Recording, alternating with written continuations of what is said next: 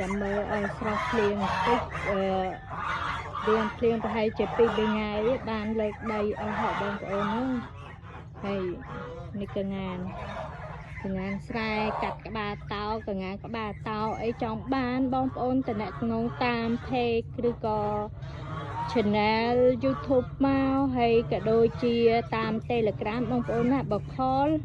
ពិបាកបន្តិចដោយសារភាគច្រើនគឺຕົកទូរស័ព្ទចោលណាបងប្អូន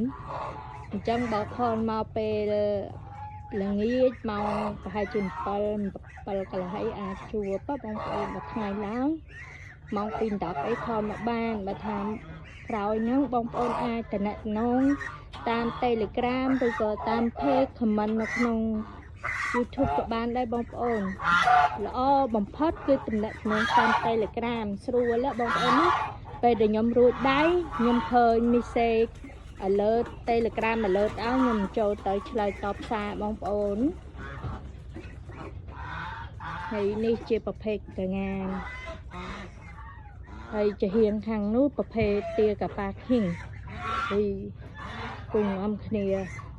នេះកាប់ដីចាក់កន្លែងរបស់យើងស្ទុះជាងមុនបន្តិចអាឡ័យតែភ្លៀងមើលវល់វាយទៅហ្នឹងបងប្អូន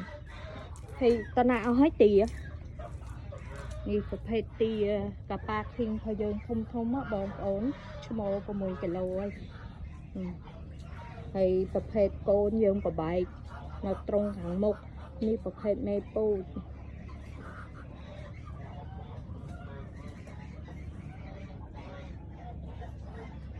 ហើយក៏តនេ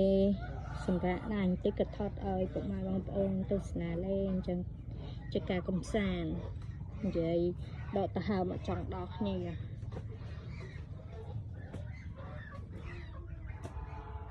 មើលបាយផុកលង្វល់ភ្លៀងប្រហែលថ្ងៃជាប់គ្នានឹងរត់តលើកដីក៏លើកអង្កើទៅមកស៊ីចំណៃ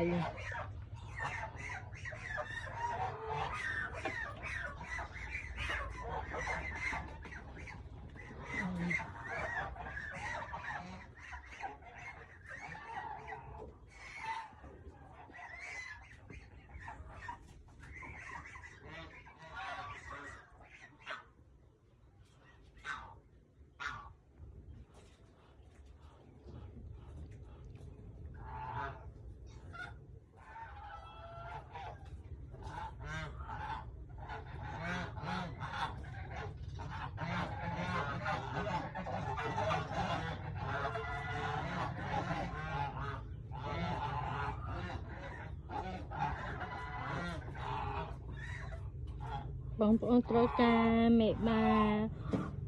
កងានក្បាលតោអីក៏ធ្វើការតាក់ទងមកបានណាបងប្អូនណាអាចចែកបាន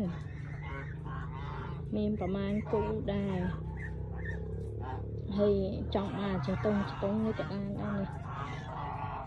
ធ្លាក់កធ្លាក់បឺហើយ